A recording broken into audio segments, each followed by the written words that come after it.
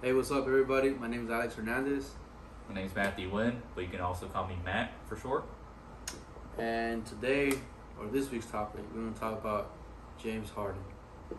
I know he ain't with the Rockets no more, but man, we just felt like we had to talk about his, I guess you could say his journey since he's been here. His So, history of being with the Rockets. Yeah, 10 years around there, but we're going to get more into depth about that. What I had in mind was, man, what's your opinion on how he left Houston? Like, how do you feel about that, man? Well, when I first heard the news, it kind of stung for a bit. You know, I've been a big fan of Harden for quite a while. Yeah, I was a big fan of Harden. I still kind of am. You know, every now and then I keep up and watch the games that he plays at the 76ers. He's done a lot for our team, the Rockets. He was with us for like a decade or so. Definitely a superstar caliber player. But when he left, that did sting a little bit. But over time, it got a little better. I just kind of got over it. I know at first, when I first heard the news, I was like, man, this guy Harden, like, he sucks. Yeah. Why would you even do that? You know, I remember you were sending me the DMs like, oh man, what the hell? Like, he ain't going nowhere. He's going to the Nets. Yeah, right, okay. Yeah. But yeah, he ended up going to the Nets. He played there for about a season, and obviously it wasn't meshing well with them. I mean, everybody had thought they were gonna win it all, man. They had KD, Kyrie, what's that guy's name? Griffin, right? Blake Griffin. There we go. Yep. They had sent somebody else from the Lakers that they had let go. Does it ring a bell? Andre Drummond, I think. I'm not really sure. I can't remember, to be honest. But pretty much the Lakers waived him. They tossed him. Hey, we don't need you no more. Or LeBron. I don't know. I think it was Andre Drummond that they signed eventually. But yeah, I remember like that first month or two when Harden got traded over there. He was, in his honeymoon phase. Well, was happy. He was posting all over Instagram like, good team, like I'm on a good team, good winning, all this, flowers and daisies. Like he's like in the perfect world over there. Like he don't regret what he did, the way he left us. Like damn, okay. I guess that's what you really wanted. Yeah. Sadly. Well, I feel like he really didn't have a choice because he's been trying to leave, or he was trying to leave the Rockets for a while, and he basically had to pretty much throw his team under the bus and the organization saying like, oh, we're trash, we're not going to make the playoffs, get me out of here as soon as possible. Because that's when that video went viral when he was wearing like a fat suit or something during practice. Everyone thought he gained weight through the whole lockdown. Yeah, that was quite hilarious. And then look at him now, he's like fit. So he immediately just took off the bodysuit, I guess, as soon as he got traded. I catfish Houston, I'm out. Pretty much, yeah. That's pretty much what he did. But he eventually forced himself. Well, he didn't force himself, but he asked for a trade out of the Nets. But at the same time, he didn't want all the fans to burn his jersey or just throw things out. He was afraid that he was going to get backlash for requesting a trade out of the Nets because he was only there for one season. But see, how come he didn't and think there about were so that? much high expectations that season from everybody that they're going to win the chip. They're going to win it all that season, but that never happened. They were stagnant. They had power of everything. Yeah, I think it was mainly due to injuries. I know Harden had that hamstring injury towards the end of that season. KD too. KD, I think Kyrie as well. Something with his ankle, I think. Nah, he couldn't play. From what the Bleacher reports were saying is that Harden got fed up because they weren't doing as he expected, like winning every single game, because KD was injured at the time, and then Kyrie couldn't play because he's like, nah, I don't want to get vaccinated. Right. So that put James in a position where he had to carry the whole team, which is something that he didn't want to do. Mm-hmm. And it was clearly showing based on what Shaq was throwing out there. Like, man, dude, like you're in this position as a superstar, and it's your job to do what you gotta do, especially for that salary, you know. Mm-hmm. But you know, you're putting blame on others because you can't win or be there for your team when it's needed, pretty much. Yeah. So that's why he's like, I gotta get out of here too. You know, take me somewhere else. Yeah, I didn't like that idea either. You know, I know everybody has their own opinion on the whole vaccine thing, but if you're getting paid millions of dollars every year to play basketball, you know, you gotta show up. That's pretty much it. It's like work. He has been just sitting, watching them play. Yeah. It's ridiculous. I mean, your team's getting clobbered, and then here you are just sitting at home because you didn't want to take a vaccine. Like I said, everybody has their own opinion on the vaccine situation, but if you're getting paid,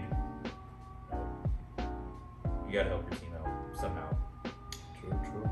Back Shaq. And then for Harden, in Harden's situation, for him to force him to trade himself out of Houston to go to the Nets, and then now get traded from there because he didn't want playing with those, or he didn't. Conditions, I guess you can say. Yeah. I'm pretty sure it was because of Kyrie. He didn't want to get the vaccine. That's probably what frustrated him the most. And probably gets the play style, or he's used to having the ball in his hands at all times, and with 3 dominant ball handlers, that's pretty tough. The grass isn't always greener on the other side. True. And now, man, look where he's at right now. He left the Nets to the Sixers. I think he went to go chase after Daryl Morey. Oh yeah, Daryl Morey was just pleasing him. I mean, this was probably Daryl Morey's plan all along, who was previously the Rockets general manager. He's the one who seeked out Harden when he was playing OKC. I think he made some kind of comparison with Michael Jordan when he was over there. It was something kind of ridiculous. But the main reason why Harden is the way he is, or how developed he is now, was mainly because I think of Daryl Morey. He helped develop him into a superstar player. And now, I don't know if you won't believe this, but I saw on Bleacher Report that initially it was the idea at the time when it was Chris Paul was still with us. He had requested, or James Harden had requested, get me Joel to the Rockets instead of Chris Paul, or somebody like John Wall. I kind of do remember that, yeah. But and then there was also some crazy trade scenario where I think they'll trade away Chris Paul and all these other players for Jimmy Butler. I think they were trying to offer 4 first-round draft picks for Jimmy Butler. I don't like that idea because Chris Paul, man, we needed him, but I would like to have Jimmy Butler back here. He needs to bring something for his own city. Yeah, that's my opinion. Yeah, man. So because where Harden is right now, and I guess they're saying he's a good duel with Joel. What's your opinion? You think they're going to make it far in the playoffs this season, or are they missing something else? Because I know they traded 3 players for James. I believe so. 2 or 3 players in ground picks. Yeah. So I can't remember who exactly. There was Seth? definitely some first round. Yeah, it was Seth Curry. I forgot who else. Ben Simmons.